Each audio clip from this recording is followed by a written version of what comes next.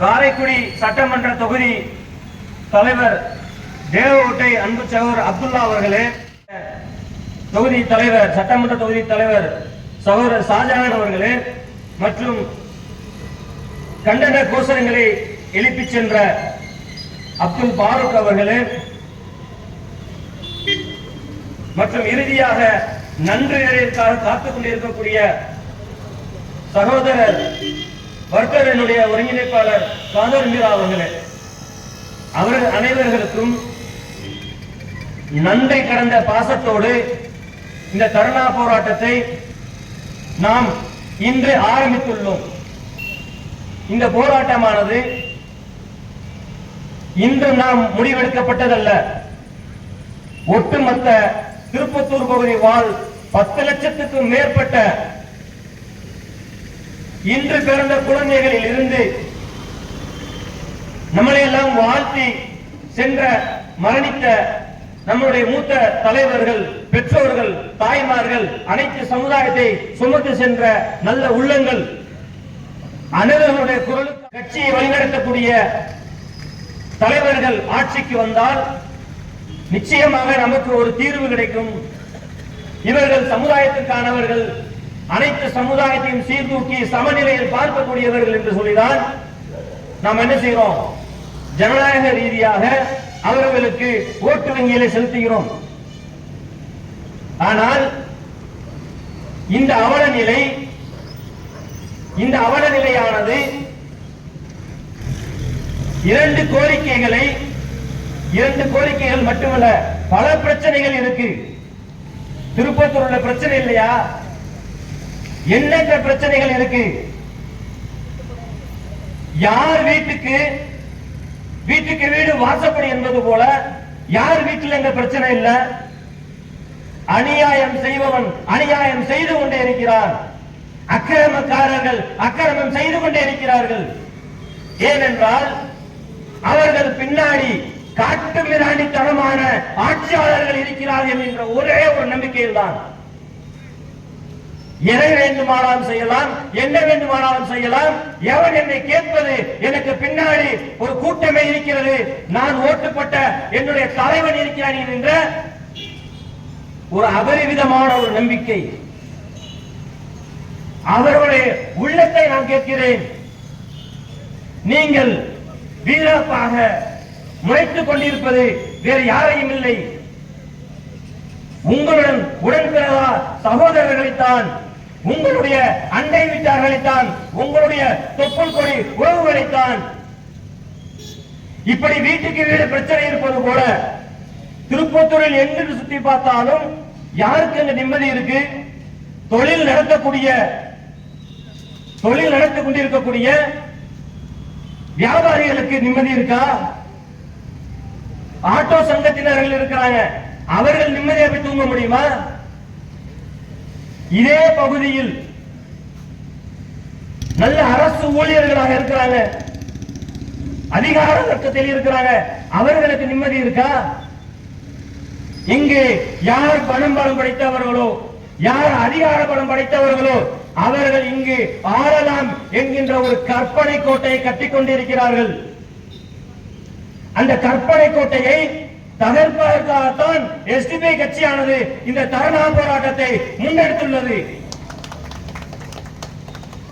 எவன் என்ன செய்ய முடியும் என்கின்ற நெஞ்சுரத்தை உடைத்தெறிய வேண்டும். ஏன்? ஒரு உயிர் இழந்தால்தான், ஒருவன் மானத்தை இழந்தால்தான், ஒருவன் தற்கொலைக்கு தூண்டப்பட்டால்தான் ஒரு நடவடிக்கை எடுமா? சட்டங்கள் அவர் மீது பாயுமா? அதற்கு முன்பாக முன்னெச்சரிக்கையாக நீங்கள் பாதுகாப்பு கொடுக்க மாட்டீர்களா? என் மானம் இழந்துள்ளேன், என் உயிர் பிரியக்கூடிய சூழல் இருக்கிறது, என்னால் இங்கு நிம்மதியாக வாழ முடியவில்லை, என் பெற்றோருக்கு, என் உடன் பிறந்தவர்களுக்கு, என்னை தூக்கி வளர்த்தவர்களுக்கு அவமானம் ஏற்பட்டு விட்டது. கல்லூரி மாணவர்களுக்கு, பள்ளிக்கூட பருவ மாணவர்களுக்கு நிம்மதி இல்லை, என்னால் வெளியில் செல்ல முடியவில்லை, 10 பேருக்கு முன்னாடி என்னை அவமானப்படுத்திட்டாங்க. அப்ப இந்த நடக்கக்கூடிய ஆட்சியானது காட்டு மிராண்டித்தனமான ஆட்சி என்பதை சுட்டி காண்பிக்கின்றேன். ஏன்? அதற்கு பின்னாடி ஒரு அரசியல் இயந்திரம் இருக்கிறது என்பதனால். இந்த காட்டு மிராண்டித்தனம் எங்கிருந்து வந்தது? இந்த காட்டு மிராண்டித்தனம் எங்கிருந்து வந்தது? ஏனென்றால் கண்மூடித்தனமாக ஒடுக்கப்பட்ட சிறுபான்மையினர் பாதிக்கப்பட்ட மக்களுக்காக நாங்கள் இருக்கின்றோம் என்று குரல் கொடுத்து தெரு தெருவாக வீடு வீடாக மேடைகளில் பிரச்சாரம் செய்து ஓட்டுகளை வாங்கி ஆட்சியில் அமர்ந்த பிறகு அவர்களை திரும்பி கூட பார்ப்பது கிடையாது. ஆட்சியில் அமர்ந்து கொண்டிருக்கக்கூடிய திமுக ஆட்சி பிடித்து முதல்வர் மு.க. ஸ்டாலின் அவர்கள் முதல்வராக இருக்கிறாங்க. நம்மளால முதல்வரை நேரடியா பார்க்க முடியுமா? நமக்கு ஒரு பிரச்சனை, நேரடியா முதல்வரை பார்க்க முடியுமா? அதற்காக தானே பலவிதமான துறைகள் நியமிச்சிருக்கிறாங்க. பலவிதமான துறைகள், மருத்துவத்துறை, கல்வித்துறை, தொழில்களை விருத்தி பண்ணுவதற்கான துறை, போக்குவரத்து துறை, மீன்வளத்துறை, இப்படி எண்ணற்ற துறைகள், விவசாயங்களுக்காக திட்டங்கள், எந்தெந்த திட்டங்களை நமக்காக வைத்திருக்கிறாங்க. எந்தெந்த வழிகளில் அடிப்படை மக்கள், அடித்தட்டு மக்கள் பாதிக்கப்படுகிறார்களோ அவர்கள் அந்தந்த வழியில் தான் அவர்கள் கோரிக்கைகளை கொண்டு செல்ல முடியும். இன்றைய காலகட்டத்தில் சிவகங்கை மாவட்டத்தில் இருக்கக்கூடிய அனைத்து காவல் நிலையத்தையும் பாருங்க. ஒவ்வொரு நாளும் எத்தனை மனுக்கள் செல்கிறது. மாவட்ட ஆட்சியர் அலுவலகத்தில் பாருங்க, ஒவ்வொரு நாளும் எத்தனை மனுக்கள் செல்கிறது. இவை அனைத்தும் நீதியாக நேர்மையாக விசாரணைகள் செய்யப்பட்டு பாதிக்கப்பட்டவர்கள் வேறு துறையை, அதாவது நீதித்துறையை நாடாமல் தங்களால் நீதி வழங்க முடிகிறதா? அவர்கள் செய்ய தயாராக இருக்கிறார்கள். மாவட்ட ஆட்சியாளராக இருந்தாலும் சரி, காவல்துறை கண்காணிப்பாளராக இருந்தாலும் சரி, ஆளுநராக இருந்தாலும் சரி, அவர்களை தடுப்பது என்னவென்றால் ஆட்சியில் அமர்த்திய அவர்களுக்காக பிரதிநிதிகளாக ஒவ்வொரு மாவட்டங்களிலும் இருக்கிறார்களே, அவர்களுடைய குறுக்கீடும் தலையிலும் இருப்பதனால்தான்.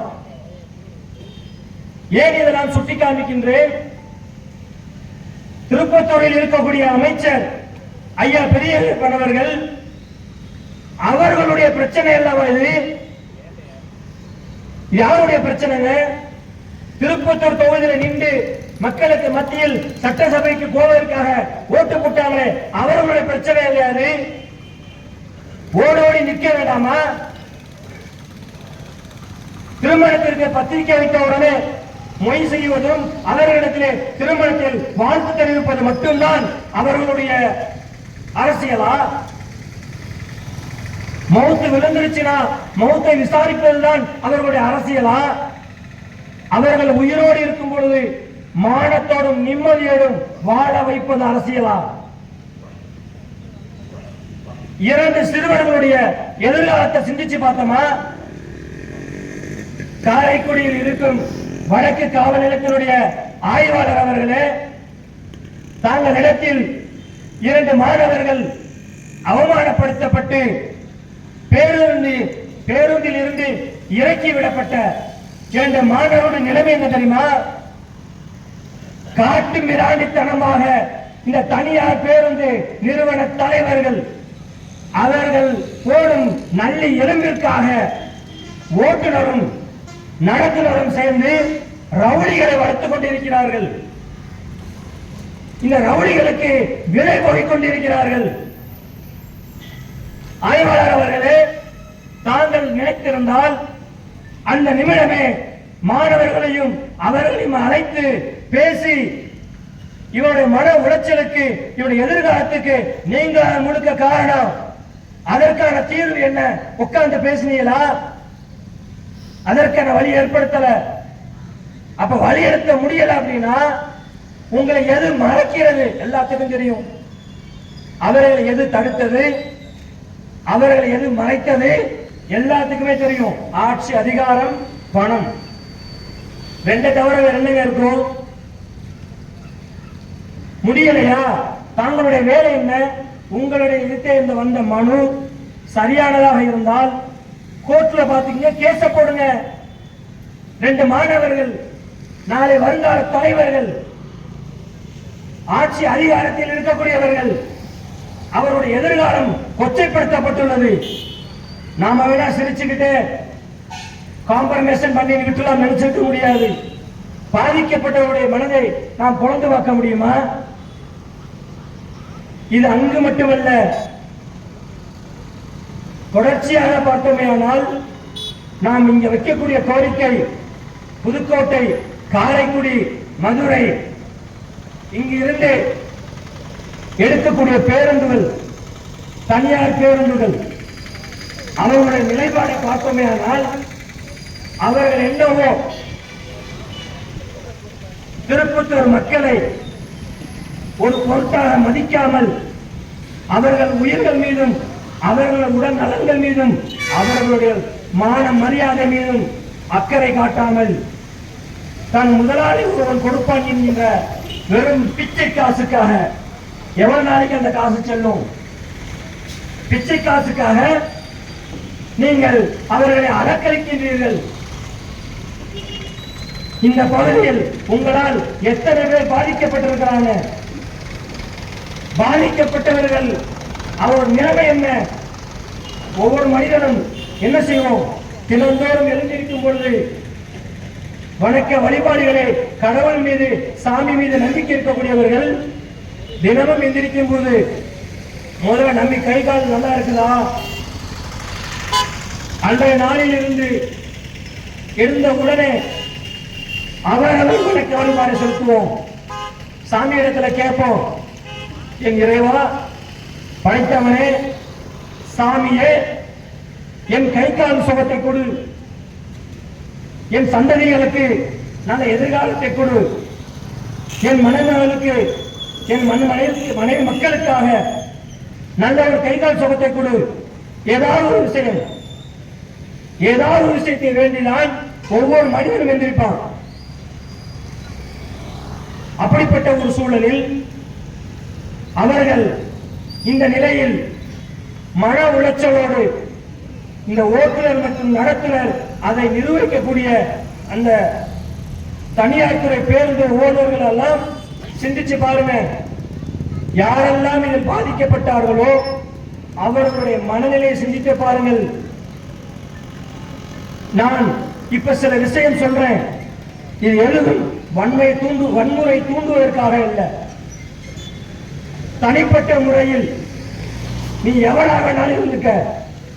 தனிப்பட்ட முறையில் ஒருத்தன் தன்மானத்தை இழிவுபடுத்தும் விதமாக, அவமானப்படுத்தும் விதமாக நீ பேசிடுவியா? நீ பணம் படைச்சா நான் இருந்துட்டு போ, அதிகாரம் பணம் படைச்சா நான் இருந்துட்டு போ, தனிப்பட்ட முறையில் பேசிடுவியா? சிந்திச்சு பாரு. தனிப்பட்ட முறையில் நீ ஒரு ஆளா இருந்திருந்தா அப்படின்னா, மாறனாக இருந்தால் தன் தாய்க்காக, தன் தகப்பனுக்காக, தன் உடன்பிறத்தவனுக்காக உன் சங்கு இருக்காது. உன் நிலைமை என்ன ஆகும்? வன்முறைதான். ஆனா திருப்பத்தூர் மக்கள் மட்டுமல்ல, தமிழ்நாட்டில் பாதிக்கப்பட்ட அனைத்து மக்களும் பொறுமையாக போறாங்க. ஒண்ணு பொறுமையாக போகணும், இல்லாட்டனா பயந்து இருக்கணும். அந்த பயம் என்பது அதிகாரத்துக்காக அல்ல, பணத்துக்காக அல்ல. நான் போனாதான் என் வயதான தாய் தந்தையை பார்க்க முடியும். நான் வீட்டுக்கு முழுமையா போனாதான் என்னுடைய திருமணமாக தங்கையை கட்டி கொடுக்க முடியும். நான் வீட்டுக்கு போனாதான் தந்தை எங்க, என் உடன் பிறந்தவர் எங்க என்று சொல்லி கேட்கக்கூடிய என் உறவினர்கள் என்னை பார்ப்பார்கள். என்ன எழும மகளா ஓட்ட சண்டை போட்டு உங்ககிட்ட நான் குத்து விட்டுக்கிட்டு உங்களை எல்லா இளவையும் கூட்டிட்டு நான் ஏண்டா என் குடும்பத்தை ரோட்ல இழக்கணும்? அந்த ஒரே ஒரு காரணத்துக்காகத்தான் பொறுமையோடு இந்த மக்கள் இருக்கிறாங்க. எவ்வளவு வேண்டாலும் இருக்கலாம். எதற்காக சொல்றேன் தெரியுமா? பாதிக்கப்பட்டவர்கள் நானும் ஒருத்தனாக இருக்கிறேன். ஏனென்றால் கடந்த வாரம் சொல்லனா துன்பத்துக்கு ஆளாக்கப்பட்ட சூழலில் குடும்பத்தோடு நோய்வாய்ப்பட்டு குடும்பத்தை இரவும் பகலுமாக எங்களை தூக்கி சுமந்தவர்களை இரவும் பகலுமாக அவர்களுக்காக பணிவிடை செஞ்சு கொண்டிருக்கிற சூழல்ல மதுரையில என் உறவினருக்கு புற்றுநோய் ஏற்பட்டது என்று சொல்லி அந்த சூழலிலும் என் கடமை நிறைவேற்றுவதற்காக என் பெற்ற தாய மதுரைக்கு கூட்டிட்டு போயிருந்தேன். போயிட்டு மீண்டும் வருவதற்காக மதுரையில் இருந்து முத்தகந்தல இறங்கணும். பரமக்குடி, கமுதி, ராமநாதபுரம், முதுகுளத்தூர், முத்தகந்தல் ஸ்டாப் இருக்கு. அதுக்கு முன்னாடி திருப்புவனம், புதூர், லாடனந்தல், திருப்பாச்சத்தி, மானாமதுர, புத்தனந்தல், இது போன்ற ஊர்கள் இருக்கு. அவங்க என்ன சொல்றான், நீ இப்ப ஏறாத. எங்க அம்மா பெத்த தாய் கெஞ்சிரா, எப்பா எனக்கு கால் வலி இல்ல, ரொம்ப முடியாம இருக்கிறேன், நான் ஒரு ஓரமா ஏறி உட்காந்துக்கிறேன், எங்க சீட்டு பூரா ஃப்ரீயா இருக்குங்க, எல்லா சீட்டும் ஃப்ரீயா இருக்கு. என்னுடைய தாய்க்கு 71 வயது ஆகுது, நானும் இந்த பக்கத்தில் நிற்கிறேன். அந்த நிலையில் நான் கோபப்பட்டு இருந்தால் என்னமா சொல்லிக்கிட்டே இருக்கிறேன், முதல்ல கீழே போமா, ஃபர்ஸ்ட் கிளம்பும் போதா நீ வரணும், பேருந்து கிளம்பும் போதா நீ வரணும். ஒரு கண்டக்டர் பேசுறாரு, நடத்துனர் பேசுகிறார், இன்னொரு தரப்புல அடுத்த வாயில ஓட்டுநர் இருக்காரு. 2 பேர் மறைச்சுக்கிட்டு அதிகமான வருமானம் வருவதற்காக இந்த நிலை ஏற்படுகிறது. அதே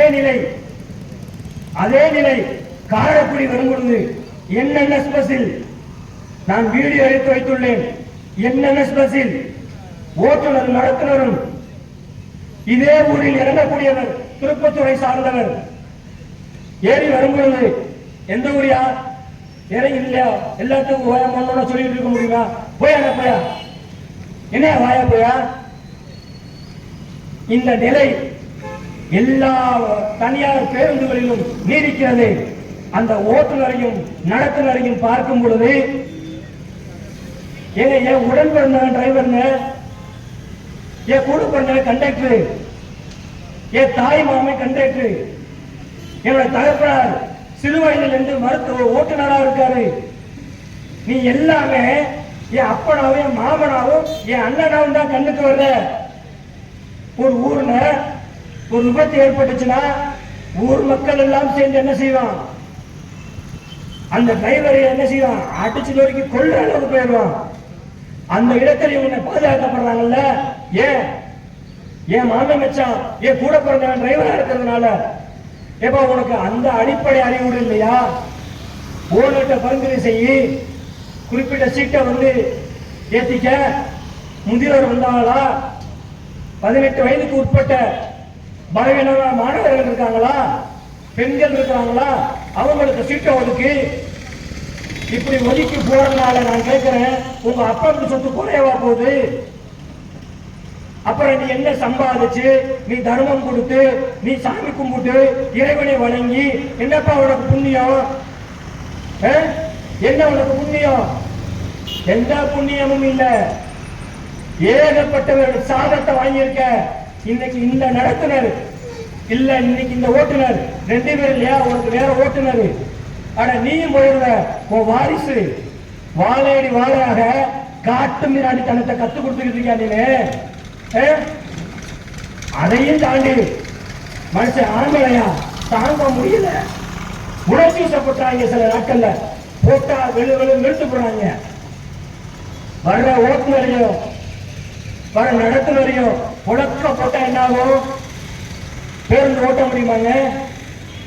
உங்களெல்லாம் பக்கத்துல வர முடியாதுன்றதுனால தானே இப்படி எட்டி நின்றுக்கிட்டு பணத்தை கொண்டு அடிக்கிற, பணபலத்தை கொண்டு அடிக்கிற. அதையும் தாண்டி வந்து நின்றா அரசியல் தன்மை காமிக்கிற. உனக்கார மந்திரி பேசுவாரு, அமைச்சர் பேசுவாரு, ஏன் முடிஞ்சா முதலமைச்சரே பேசுவாரு. ஏன் உன் மானம் போயிடக்கூடாது, உன் நிறுவனங்கள் அழிஞ்சு போயிடக்கூடாது, கேவலப்பற்றக்கூடாது. ஒருத்தரை போட்டுட்ட, வேகமா போய் ஒரு விபத்து ஏற்படுத்திட்ட, வண்டியை கொண்டு போய் கரப்பா மூச்சு மாதிரி கவுத்தி விட்ட. எத்தனை பேர் செத்தாலும் பரவாயில்ல, உனக்கு ஓ மானம் போயிடக்கூடாது. உன் பஸ் ஓடணும், கொள்ளையில போக நீ என்ன செய்வ நீங்க? அட நான் சொல்லலைங்க, கழிச்சல்ல போக நான் சொல்லல, பாதிக்கப்பட்டவன் சொல்றேன். ஒவ்வொரு தாய்மார்கள் மனசுலையும் சாபம் தாண்டா வாங்குறீங்க, சாபம் தான் வாங்குறீங்க. அந்த நிமிஷமே பெற்ற தாயோ உடன்பிறந்தவனோ அவன் நினைச்சிருந்தா திருப்பத்தூர்ல தான் வாழ்ந்துட்டு இருக்கான். திருப்பத்தூர் மக்கள் திருப்பத்தூர்ல வாழ்ந்துட்டு இருக்கான். அவன் நினைச்சானா இந்த ஊர்ல நீ பஸ் ஓட்டிட முடியுமா? நினைச்சு பாரு, ஊருக்குள்ள ஒரு பஸ் விட முடியாது. அன்பானவர்களே, திருப்பத்தூர் பகுதி வாழ் மக்களே, இதனை வலைத்தளங்கள் மூலியமாக கேட்டுக்கொண்டிருக்கக்கூடிய சமூக போராளி என்று சொல்லக்கூடிய வர இருந்தும் வலிமை இருந்தும் கால் இருந்தும் கண் இருந்தும் போராட்டத்தில் கலந்து கொண்டக்கூடிய வலிமை இருந்தும் நான் ஆளுங்கட்சிக்கு சொந்தக்காரன், மாம, மச்சான், கூட்டணி கட்சி என்று சொல்லி வர இயலாமல் எட்டின்றி வேடிக்கை பார்த்துக் கொண்டிருக்கக்கூடிய வலைத்தளங்களை உற்றுநோக்கக்கூடியவர்களே, உங்களுக்கான போராட்டம், உங்களுடைய மான மரியாதைக்கான போராட்டம். இது சாதாரண விஷயம் இல்லைங்க. ஒருத்த உணர்ச்சி வசப்பட்டா ஒரு பயம் இருக்க முடியாது.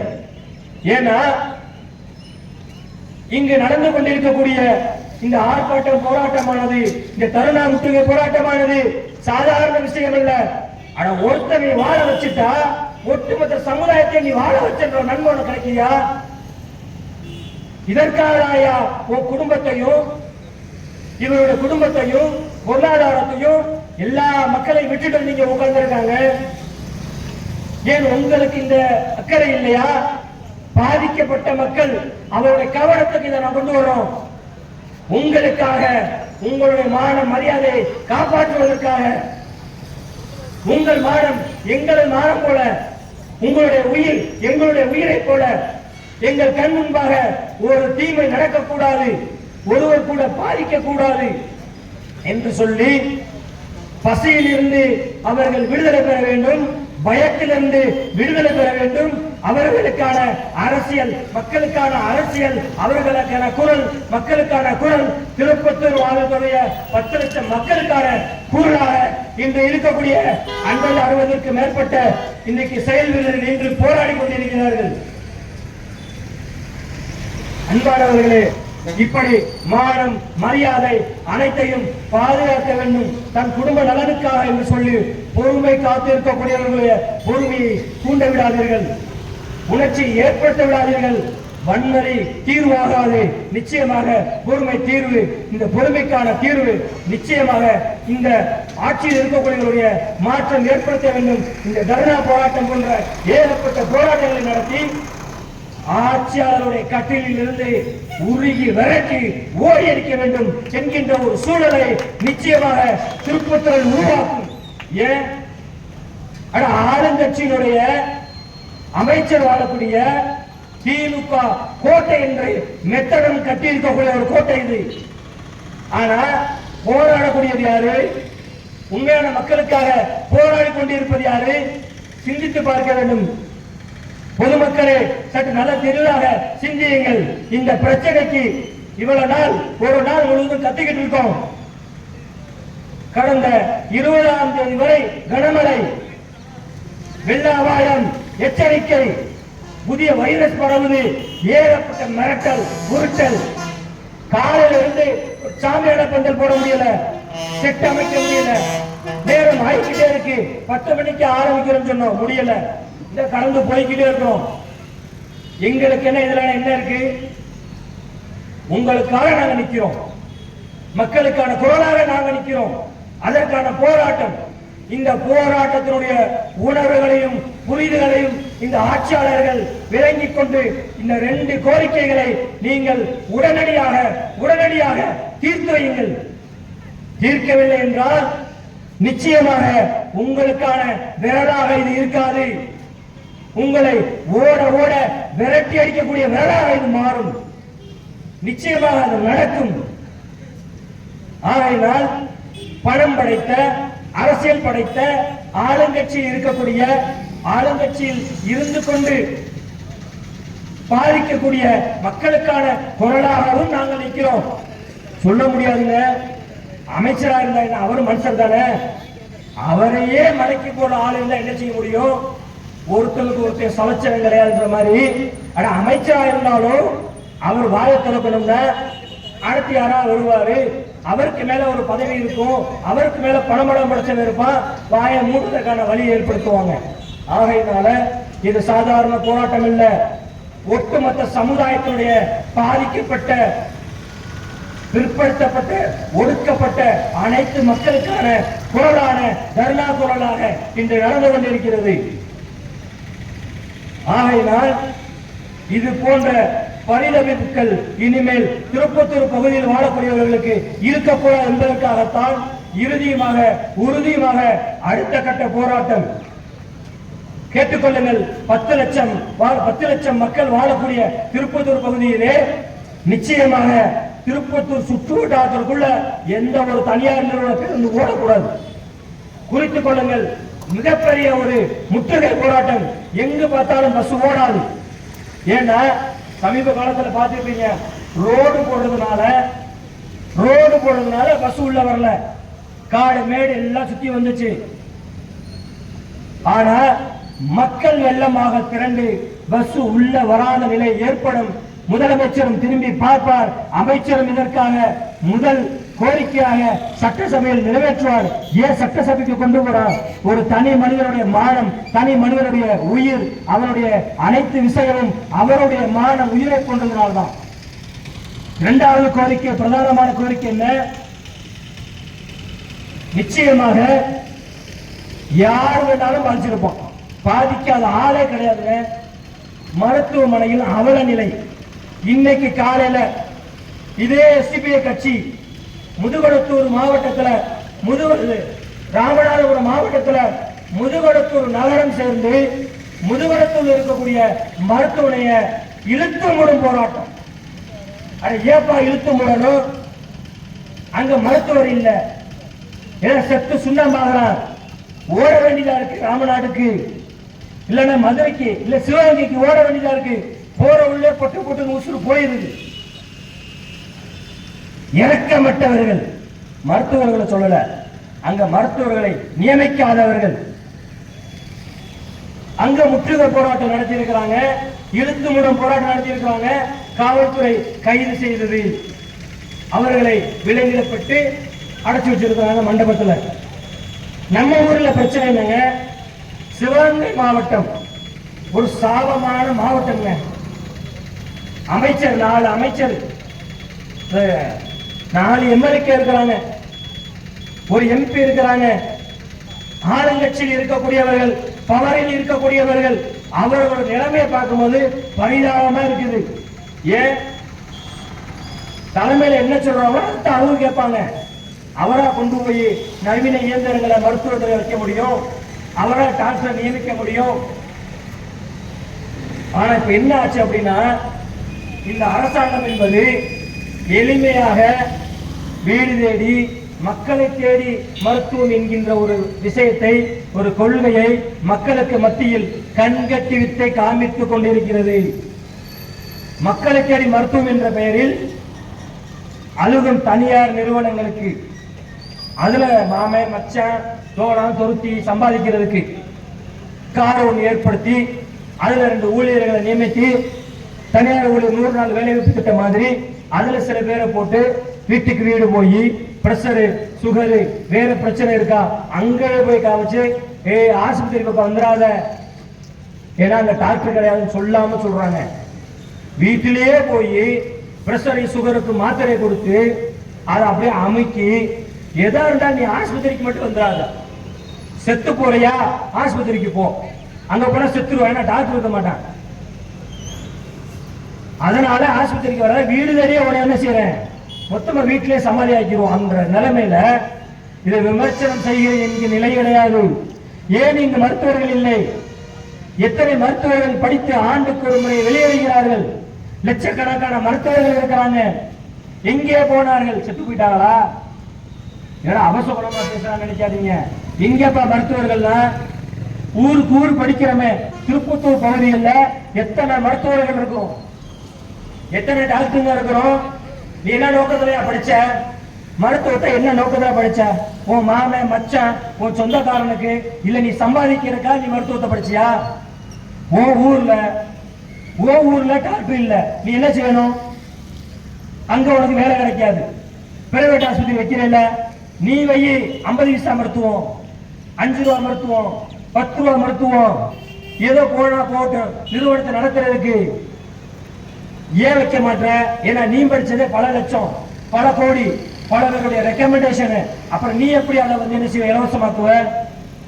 அப்படி மருத்துவர்கள் நினைத்தால் மருத்துவர்கள் சிந்தித்து பார்க்க வேண்டும். பாதிக்கப்படுபவர்களுடைய பிணத்திலும் அவருடைய நோய் நோக்காடிலும் சம்பாதிக்கக்கூடிய சிந்தனை இந்த மருத்துவர்களுக்கு இருக்கிறது.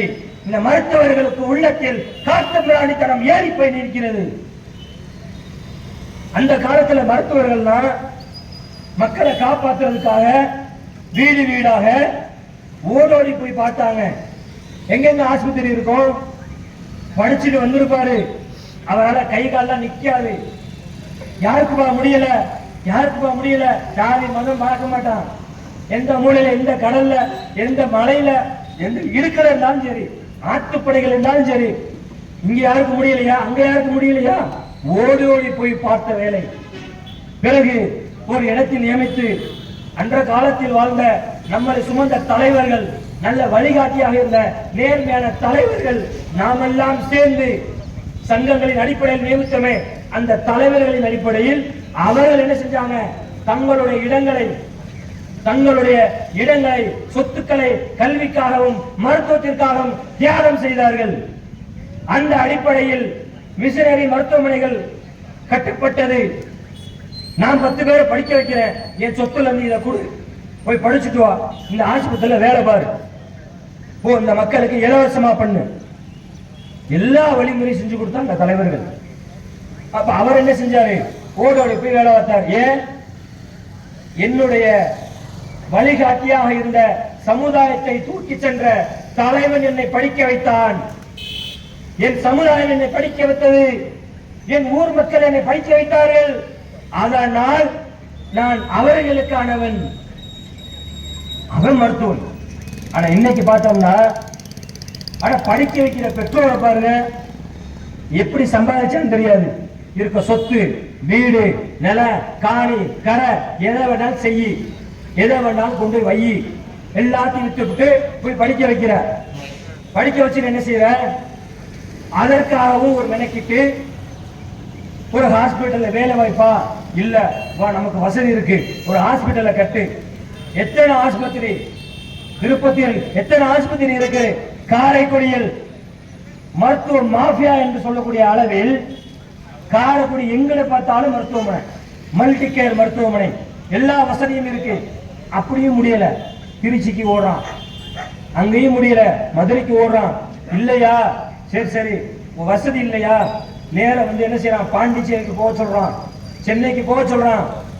எல்லாமே கொட்டி இருக்க சொத்து பத்து எல்லாத்தையும், தாலிகள் எல்லாத்தையும் வித்து கொட்டியும் முடியல. அவ்வளவு வசதி இருந்தும் முடியல, எங்கேயாவது ஓடதான் சொல்றானுங்க.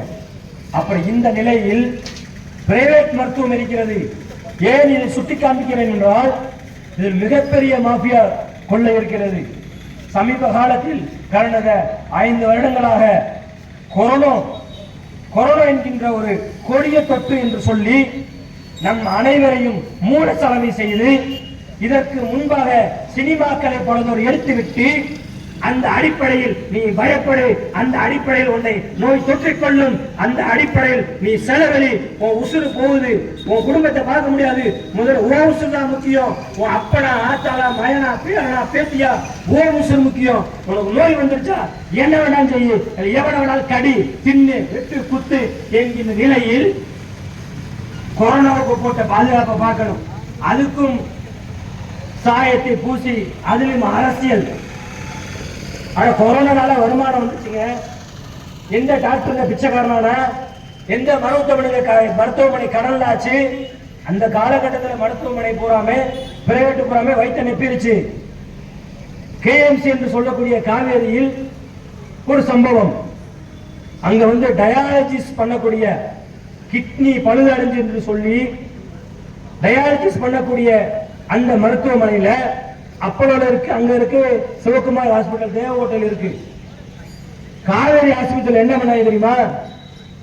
நீ என்னப்பா இங்க வந்து இந்த கொரோனா காலம் முடியும் வரைக்கும் இங்க டயாலிசிஸ் பண்ண மாட்டோம், எல்லா வார்டையும் கொரோனா வார்டாக மாத்திட்டோம்.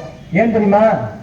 இந்த மதுரையில இருந்து காரைக்குடி டிக்கெட் ஏத்துறான் பாருங்க, அந்த மாதிரி கொரோனால கூட கொஞ்சம் பணம் கிடைக்கும், எல்லா மக்களுக்கும் ஊதியம் கொடுத்துடலாம், நல்லா சம்பாதிச்சிடலாம். இந்த காலகட்டத்தில் சம்பாதிச்சாதான் நம்ம கல்லா கட்ட முடியும் என்று சொல்லி மருத்துவர்கள் அனைவரும் சேர்ந்து போட்ட திட்டத்தில் அவர்கள் அந்த காவிரியை சார்ந்தவர்கள் கிட்னி பழுதடைந்த எத்தனையோ மக்கள் இறந்து தன் உயிரை நீத்துள்ளார்கள். யார்கிட்ட என்ன சொன்னாங்க? ஒவ்வொரு முறையும் என்னிடத்தில் வந்து சொல்லும் பொழுது, நான் அதை செவியேற்கும் பொழுது, நான் அவர்களுக்கு மருத்துவம் பார்க்கும் பொழுது அவரோட நிலை என்னால் தாங்க முடியல. நேற்று வைத்தியம் பார்த்துட்டு வர்றேன், இன்னைக்கு மௌத்து, 4 நாளைக்கு பார்த்துட்டு இருக்கேன், 5வது நாள் மௌத்து. ஏன்? டயாலிசிஸ் அங்க பண்ண மாட்டோம், காரைக்குடி தலைமை மருத்துவமனையில் டயாலிசிஸ் பண்றாங்கன்னு சொல்லி அங்க அனுப்பி விட்டாங்க. அங்க போனா அப்போலோவுக்கு போனா அங்கேயும் பண்ண மாட்டோம். ஏன்? கொரோனா வாடா மாத்திட்டோம், வருமானம் கூட இருக்கு. வேற எங்க தாங்க போறது? கவர்மெண்ட்டுக்கு போனா இன்ஸ்ட்ருமெண்ட் சரியில்லை, அதிகமான பழுதடைந்த இன்ஸ்ட்ருமெண்டா இருக்கு. மக்கள் டயாலிசிஸ் வாரத்துக்கு 4 முறை 8 முறை 10 முறை செஞ்சுக்கிட்டு இருக்காங்க. டயாலிசிஸ் பண்ணாட்டுனா மரண நாட்களை மாச கணக்கில் இருக்கிறவன் வார கணக்கில் எண்ணிடுவான். அந்த அடிப்படையில் எத்தனையோ உயிர்கள் பிரிந்துள்ளது மருத்துவர்களே உங்களால் தான். இந்த மருத்துவத்துறையில் தமிழகம் முழுவதும் இருக்கக்கூடிய அமைச்சர், மருத்துவ அமைச்சர், மருத்துவத்துறையில் தமிழகம் முழுவதும் இருக்கக்கூடிய எத்தனை மருத்துவமனைகள் இந்த கொரோனா காலகட்டத்தில் டயாலிசிஸ் பண்ணதுனால இறந்தாங்க என்கின்ற புள்ளி விவரத்தை உங்களால் மனசாட்சியோடு சொல்ல முடியுமா? ஆனா மருத்துவத்துறையினால கொலை செய்யறாங்க, கொண்டு குவிக்கிறாங்க. செத்துட்டானா உயிரோட இருக்கானே தெரியல, பணத்தை வச்சு சம்பாதிக்கிறாங்க. எத்தனை சினிமா படம் எடுத்தாலும் இவர்கள் திருந்த மாட்டார்கள். ஏன்? அப்படி ஆயிடுச்சு இன்னைக்கு மாஃபியா. அப்படி ஒரு சூழலில் பரிதவிக்கக்கூடிய ஒரு மாவட்டமாக சிவகங்கை மாவட்டம் என் காதுகளிலும் கண்களிலும் தீவிர விசாரணையின் அடிப்படையில் நாடு முதல்ல பாதிக்கப்பட்டிருக்கேங்க. இந்த மத்தியில் ஆளக்கூடிய பாஜக பாசிச ஆட்சி இருக்கு, அவன் என்னத்தை இளவ கூட்டானே தெரியல. ஏன் அப்படி சொல்றேன் அப்படின்னா, தமிழ்நாட்டுக்கு மத்தியில தமிழ்நாட்டு மக்கள் வந்து பிள்ளை குட்டிய கூட பெற்றக்கூடாது. ஆனா நம்மளுடைய முன்னோர்கள்லாம் 5 பிள்ளை 10 பிள்ளை போட்டி போட்டு பெற்றிருக்காங்க, சுகப்பிரசவமா பெற்றிருக்காங்க, வீட்டுல பெற்றிருக்கிறாங்க. என்னைக்கு மருத்துவமனை கண்டுபிடிச்சு அதுவும் சுகப்பிரசவம் பெற்றாங்க. நவீனம் அடைய அடைய ஆபரேஷன் தான் பண்றான். அப்படி ஒரு விஷயம் இப்ப போராடி கொண்டிருக்கும் பத்தியா. இந்த மாதிரி போராடும் பொழுது போராடக்கூடிய ஒரு சூழலில் ஒரு நாள் சிமினி விளக்கு போராட்டம் என்று சொல்லி காரைக்குடியில் நடத்திக்கிட்டு இருந்தோம். 2 வருடங்களுக்கு முன்னாக என்னுடைய மனைவியார் தலைமை மருத்துவமனை காரைக்குடியில் பிரசவத்திற்காக சேர்க்கப்பட்டுள்ளார். இன்னும் 10 நாள் இருக்கு, 8 நாள் இருக்கு, 6 நாள் இருக்கிறதுக்குள்ள ஆபரேஷன் பண்ணணும். உடனடியாக கணவரை வர சொல்லு, 2 குழந்தை ஆயிடுச்சு, நீ வந்து இந்த ஃபார்ம்ல கையெழுத்து போட்டாதான் உனக்கு குழந்தைய இங்க பிறக்கும், இல்லையா தூக்கிட்டு சிவகங்கை போயிரு, உனக்கு ஆபரேஷன் பண்ண மாட்டேன் அப்படின்னு சொல்லி அன்று பிரசவ மருத்துவர் என்னை கூப்பிடுறாங்க. போராட்ட காலத்தில் இருக்கிறேன், எனக்கு ஒன்னும் புத்தி பேதலிச்சு போச்சு, பயங்கரமான கோபத்தில் இருக்கிறேன், எனக்கு என்ன பண்றதுன்னு தெரியல. அப்படிப்பட்ட ஒரு சூழலை சமுதாயத்துக்காக போராடக்கூடிய என்னை உருவாக்கியது. அந்த நேரத்தில் உளவுத்துறையை சேர்ந்த சகோதரர்கள் சொன்னார்கள், பொறுமையை கடைபிடிங்கள், அவசரப்படாதீங்க, நாங்களும் உங்க கூட வர்றோம், மருத்துவர்கிட்ட பேசுறோம், தேவையில்லாம உணர்ச்சி வசப்படாதீங்க, இது உங்களுக்கு அழகு கிடையாதுன்னு சொல்லி அந்த கோபத்தை தணித்தார்கள். என்னை வழிநடத்தக்கூடிய மாநில மண்டல நிர்வாகிகள் என்னை தடுத்தார்கள். அமைதியாக தலைமைக்கு கட்டுப்பட்டு மருத்துவமனை சென்றடைந்தேன். என் மனைவியை பார்க்க முடியல, ஹாஸ்பிட்டலை விட்டு அந்த ஆபரேஷன் தரையை எழுதி விட்டு வெளியேற்றிட்டாங்க. என் மனைவிக்கு ஆபரேஷன் பண்ணக்கூடிய சூழல், வைத்த வலி தாங்க முடியல. அவர்கள் நீ எடுத்து போட்ட அந்த சகோதரியை, பிரசவத்திற்காக துடிக்காமல் இருந்த சகோதரியை கையெழுத்து போட்டா இந்த ஒரே காரணத்திற்காக அதற்கு முன்பாக ஆபரேஷன் செய்யறாங்க. என் மனைவியை ஒரே நிலைப்பாடு எனக்கு போன் செஞ்சாங்க. ஏங்க குடும்ப கட்டுப்பாடு பண்ணாதான் ஆபரேஷன் பண்ணுவாங்களா? என்னை ரொம்ப அவமானப்படுத்துறாங்க. நீ எல்லாம் ஏண்டி பிள்ளை வைக்கிறேன்னு கேட்கறாங்க, கேவலப்படுத்துறாங்க என்ற ஒரு சூழலை உருவாக்குறாங்க. பொறுமையாக இரு, படைத்தவன் இருக்கின்றான். நமக்கு அது கொள்கை அல்ல. குடும்ப கட்டுப்பாடு பண்ணக்கூடாது. எத்தனை அறுத்து உன்னை கூறு போட்டாலும் குடும்ப கட்டுப்பாடு பண்ணக்கூடாது. நான் எனக்கு அது சம்மதம் இல்லை என்று சொல்லி உன் நிலையை நீ புரிந்து கொள் என்று சொல்லி சொன்ன பிறகு அதே நிலையில் மனைவி எனக்கு கட்டுப்பட்டு நான் ஒரு காலம் பண்ண மாட்டேன், நீ எனக்கு இங்க ஆபரேஷன் பண்ணான்னு என் புருஷன் பண்றத பண்ணிக்கிறான் பார்த்துக்க சொல்லிட்டு அப்புறம் தூக்கிட்டு போய் ஆபரேஷன் பண்ணி எனக்கு ஒரு மகன் பிறந்தான். எவ்வளவு பெரிய ஒரு சோதனை! ரோட்டில் நின்று போராடுற வரைக்கும் இந்த நிலைமை. ஏங்க இந்த நிலை சிந்தித்து பாருங்க. மருத்துவர்களே, செவிலி தாய்களே, சிந்தித்து பாருங்கள். இந்த நிலை நடக்கிறதா இல்லையா? இந்த நிலை தானே எல்லாத்திலும் நடக்குது. திருப்பத்தூர்ல அதுவும் முடியாம இருக்குங்க. திருப்பத்தூர்ல அந்த நிலை கூட கிடையாது. நீங்க மருத்துவர்கள் கிடையாது, பிரசவத்திற்கான சரியான மருத்துவர்கள் கிடையாது. அவர்கள் நிலை என்னங்க? அன்பானவர்களே, சிந்திக்கக்கூடியவர்களே, உங்களுடைய பிரச்சனை தான் இங்க பேசப்படுது. என் பிரச்சனை இல்ல, நமது பிரச்சனை, நம் தாய்மார்கள் பிரச்சனை, என் உடன்பிறவா சகோதரிகளுடைய பிரச்சனை. தன் குடும்ப பெண்களுக்கு பிரசவித்தால் ஒவ்வொருவரும் துடிச்சு போவான். ஒரே மிரட்டல்.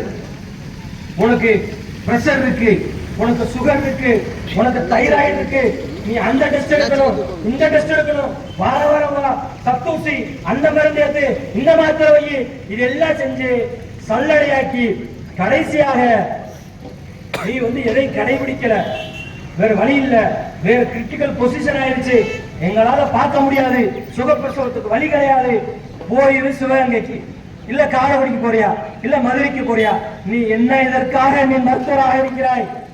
மருத்துவர் பற்றாக்குறைகள் என்றால் இங்க பிரசவம் பார்க்கப்படாது என்று எழுதி போடு. பிரசவம் பார்க்கிற இடத்தை நேரத்தை கடத்தாமல் அவர்கள் அங்க சென்று விடுவார்கள். இதுக்கெல்லாம் நோக்கம் இல்லையா? ஒவ்வொரு தாய்மார்களுடைய நிலைவை நினைத்து பார். இரத்த கண்ணீர் வடிக்காமல் உசுறு போய் உசுறு வருது, சாதாரண விஷயம் அல்ல இது. எத்தனை தாய்மார்கள் சுகப்பிரசவம் பிறக்கக்கூடிய ஒரு சூழலில் ஆபரேஷனை செய்து கொண்டு அடுத்தடுத்த வாரிசுகளை பெற்றெடுக்காமல் அவருடைய வாரிசுகள் மூன்றாக, இரண்டாக, ஒன்றாக வாரிசை இல்லாத மழக்குத்தன்மையாக இந்த நாடு உருவாகி கொண்டிருப்பதை நீ சிந்திக்க வேண்டாமா? வெறும் மண்ணையும் மரத்தை வைத்து என்ன அரசியல் பண்ண போறிய? மருத்துவத்துறையில் என்ன அரசியல் பண்ண போற? இருக்கிற உசுறு, இருக்க மக்கள், இருக்க போனோம், போதுமா? போதுமாக வாரிசுகள் எதுக்காக பெற்றெடுக்கணும்? ஏயா நீ உன் இஷ்டத்துக்கு ஒண்ணு பத்தா போதும், ரெண்டு பத்தா போதும், மேற்கொண்டு நடிகர்களையும் விளம்பரத்தையும் பண்ண வைக்கிறீங்க. இதெல்லாம் எதுக்கு நீ இப்பதானே செய்யுது?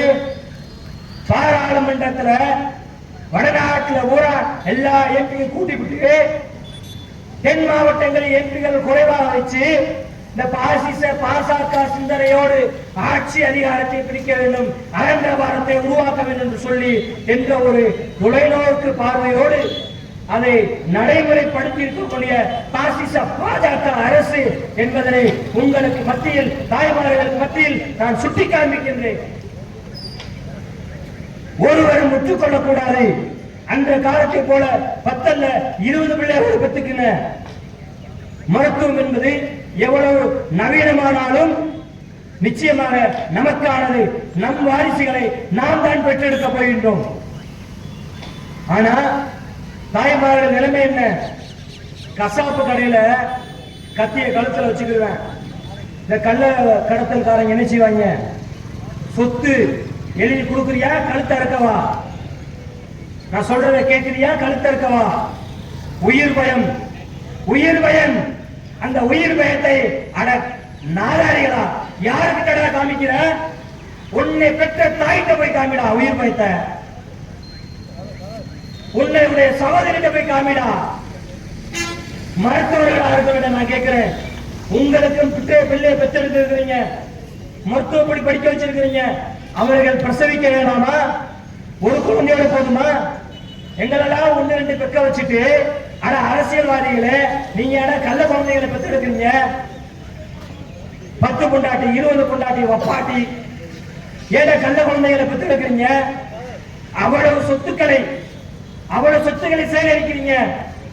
எனக்கு முன்பாக பேசிய மாநில செயற்குழு உறுப்பினர் அண்ணன் ரத்தினன் அண்ணாச்சி அவர்கள் சொல்கிறார்கள், இந்த அமைச்சர்கள் எல்லாம் ஆட்சியில் இருப்பதற்கு முன்பாக சராசரி ஒரு வாக்காளராக ஒரு உறுப்பினராக தேர்வு செய்யும் பொழுது அவருடைய சொத்து நிலை என்ன, இன்றைய காலகட்டத்தில் இருக்கிற சொத்து நிலை என்ன? இந்த சொத்தை சம்பாதிச்சு என்னப்பா பண்ண போறோம்? எல்லாத்தையும் பிரைவேட் ஹாஸ்பிட்டல்ல கொடுக்கிறதுக்கா? ஆனா மக்களே விழிப்புணர்வு பெறுங்கள். நம்மளிடத்திலே நம்ம உயிரை எடுத்து நம்ம உறுப்புகளை அறுத்து நம் மானத்தை வாங்கி பிரசவத்திற்காக சென்ற தாய்மார்களையும் சகோதரர்களையும் நம்மளுடைய அவர்களுடைய கொண்டாட்டிமார்களையும் கேவலப்படுத்தி அசிங்கப்படுத்தி செவிலி தாய்களுக்கு ஒன்று கேட்டுக்கொள்கிறேன். அவர்கள் பிள்ளை பெற்றுப்பது உனக்கியமா கஷ்டம். படிக்கும் போது சுகமா இருந்துச்சு, இந்த பிள்ளை பெற்றும் போது வலிக்குதா? ஒவ்வொரு விஷயத்தையும் கேட்கும் பொழுது அர்த்தம் நம்மள இருக்குது. ஏன் பொறுமையாக இருந்தோம்? எதற்கான பொறுமையாக இருந்தோம்? மருத்துவர்களாக இருந்தாலும் செவிலி தாயார்களாக இருந்தாலும் ஒவ்வொரு விஷயத்தையும் காதில் கேட்கும் பொழுது இவ்வளவு ஆனந்தத்தோடு பேசுவதற்கு காரணம் என்ன தெரியுமா? எனக்கு நடந்தது, என் மனைவிக்கு நடந்தது, என் சகோதரிக்கு நடந்தது, என்னை சார்ந்து என் மனைவியை மருத்துவமனையில் சேர்த்திருக்கும் பொழுது சக தோழிகளுக்கும் சில சகோதரிகளுக்கும் என் சகோதரனுடைய மனைவி மக்களும் நடந்தது. இந்த அவலம் யார் யார் கொண்டு வந்தது? சிந்திச்சு பாருங்க. பூரா பயிலும் பொறுமையா இருக்கிறேன். ஒருத்த உணர்ச்சி வசப்பட்டா உடனே என்ன ஆகும்? சட்டம் போட்டுவ. மருத்துவமனையை காப்பாற்றுவதற்கு மருத்துவர்களை காப்பாற்றுவதற்காக சட்டம் போட்டிருக்கிய இந்த ஒரு கொடூரமான வன்கொடுமை எது? அடுத்தவன் பிள்ளை வைக்கிறேன், அடுத்தவன் என்ன செய்யறேன், அடுத்தவன் வாரிச வைக்கிறேன். ஏன் உனக்கு என்ன கஷ்டம்? கஷ்டப்படுவப்பா. செவிலித்தாய் சொல்றா, ஆனா மருத்துவர் சொல்றா நீ கஷ்டப்படுவ. 2 பிள்ளை பெற்றா இன்னைக்கு இருக்க பொருளாதாரத்துக்கு படிக்க வைக்க முடியாது, இன்னைக்கு இருக்க கல்விக்கு படிக்க வைக்க முடியாது, வசதி வாய்ப்புனால கொடுக்க முடியாது. அத நாதாரி பயிர்களா? நாதாரி பயிர் என்ன அர்த்தம்? நாற்றம் எடுத்தவர்களா? அதற்கான கூலியையும் அதற்கான வல்லமையையும் பெற்றவன் பார்த்துக்குவானா? அவனை படைத்த இறைவன் பார்த்துக்குவான். ஒரு செய்தியை சொல்லி காமிக்கிறேன். நாமெல்லாம் கேள்விப்பட்ட இந்த உலகத்துக்கு தூதராக தலைவராக இருந்த முஹம்மது நபி ஸல்லல்லாஹு அலைஹி வஸல்லம் அவர்கள் காலகட்டத்தில் அவர்களுக்கு முன்பாக வாழ்ந்த மக்கள் காட்டு மிராண்டிகளாக 5 அறிவு ஜீவிகளாக அறியாமை ஜாயிகளாக இருந்தார்கள். அவர்கள் காலகட்டத்தில் ஒரு சம்பவம் நடந்தது. இறைவன் சுட்டி காண்பிக்கின்றான், உங்களுக்கு பிறக்கக்கூடிய குழந்தைகள் பெண் குழந்தைகள் மட்டுமில்லாம அனைத்து ஜீவராசிகளுக்கும் அவர்களுக்காக நான் உணவளிக்கிறேன். நம்மளை படைத்த இறைவன் சுட்டி காமிக்கிறான், ஒட்டுமொத்த சமுதாயத்தை படைத்த இறைவன் சுட்டி காமிக்கிறான், நான் உணவளிக்கிறேன். உனக்கு என்ன கஷ்டம்? வாரிசை உருவாக்கு, வளர்த்து ஆளாக்கு, அந்த பொறுப்பை நான் பார்த்துக்கிறேன்னு படைத்தவனே சொல்லிட்டான். ஆனா அறியாத ஜாகிரியால் இருக்கக்கூடிய நமக்கு முன்பாக இருந்த முன்னோர் கூமுட்டைகளா பெண் பிள்ளை பிறந்தா கொன்றணும், கள்ளிப்பால் ஊற்றி கொன்றணும், கள்ள பிள்ளை வளர்ந்தா கொன்றணும் என்று சொல்லி கொலைகள் நடந்தது. அதெல்லாம் இப்ப நவீனமயங்களாயிருச்சு. ஆனா இன்றைய சூழலில் எவ்வளவு நவீனங்கள் இருந்தாலும் வசதி படைத்தவர்களுக்கு தான் அந்த நவீனம், அரசியல் பலம் படைத்தவர்களுக்கு தான் அந்த நவீனம் இல்லையா? சொத்தை வித்துரு, நகநட்டை வித்துரு, நீ என் உசுரை காப்பாற்றணும், என் பொண்டாட்டி, என் பிள்ளை, என் தாய்மார், என் சகோதரி எல்லாத்தையும் வித்துவிட்டு ஏதாவது பேங்க பார்த்து இல்ல எவனா வட்டி கடைக்காரனா பார்த்து இல்ல எவனா ஏதாவது கொடுப்பானா வாங்கிக்கிட்ட அழகு வச்சு அதோட மான மரியாதை ரோஸ் எல்லாத்தையும் இழந்துட்டு நீ செத்து போயிரு. அதற்காக சொல்ற அரசாங்கம் வட்டிக்கு போன் மூலியமா லோனு, குழுவா லோனு வாங்கலையா, அதுக்கு தீவிர ஆட்களை அனுப்பி வட்டிக்கு வாங்குறது. இந்த நிலை ஏற்படுதா இல்லையாங்க? அரசாங்க ஆஸ்பத்திரியில போனா அறுத்து கூறு போட்டு வாரிசை பெத்துக்காதுன்ற, பிரைவேட்டுக்கு போனா தங்க கம்பளம் தான் விரிக்கல 80,000 1 லட்சம் 2 லட்சம். ஆனா நீ சேரவே தேவையில்லைங்க, நீ குடும்பமே நடத்த வேணாம், உனக்கு பிள்ளை பெற்று தரேன். இப்படி ஆயிடுச்சுங்க நிலைமை. ஆம்பளைக்கு ஒண்ணுமே இல்லையா, அதுக்கு பிள்ளை வரும். ஆம்பளைக்கு வழி இல்லையா, பொண்டாட்டி அதுக்கு பிள்ளை உருவாக்க முடியும் என்று சொல்லி வாழக்கூடிய வாழ்க்கை முறையை, இயற்கையான முறையை கொச்சப்படுத்தும் மாஃபியாவாக இந்த மருத்துவ உலகம் இருக்கிறது என்பதை இந்த கண்டன கருணா மூலியமாக சுட்டி காமிக்கின்றேன். அந்த மருத்துவ மாஃபியாவை நான் திருப்பத்தூர் பகுதி வாழ் மருத்துவ அடிப்படையில் வசதி இல்லாத நோயாளிகளும் பாதிக்கப்பட்டிருக்கிறார்கள். இந்த மக்களுக்கு தீர்வு கொடுக்க வேண்டும் என்றால் சரியான மருத்துவ நியமி.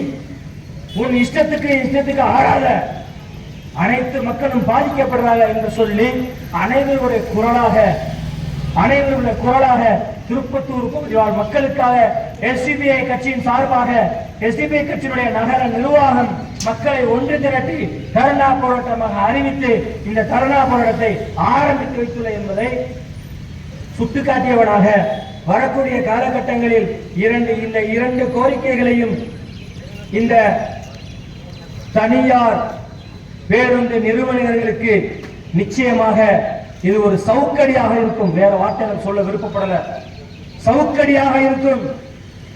மருத்துவர்களுக்கும் மருத்துவத்துறை சார்ந்தவர்களுக்கும் சவுக்கடியாக இருக்கும். அனைவருக்கும் உணர்வு இருக்கிறது, குடும்பம் இருக்கிறது, அனைவரும் கடவுள் நம்பிக்கையில் இருக்கிறோம். ஒரு நாள் இல்ல ஒரு நாள் எவனா இருந்தாலும் கழிச்சல்ல போவேன். யாரு ஏமாற்றப்படுபவன் கழிச்சல்ல போகிறான் என்ற ஒரு சூழலில் மக்கள் புலம்புகிறார்கள், வேதனையோடு புலம்புகிறார்கள்.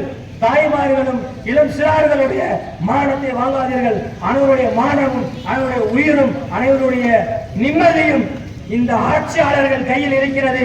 இந்த ஆட்சியாளர்கள் சரியாக நீங்கள் நடந்து கொள்ள இல்லை என்றால் ஆட்சியை மாற்றுவதற்கு இந்த 10 லட்சம் மக்களும் முற்படுவார்கள் என்பதை எங்களது போராட்டத்தின் மூலியமாக தொடரும் என்பதை கூறி இந்த உரையை நிறைவு செய்கின்றேன். நன்றி. விடுதலை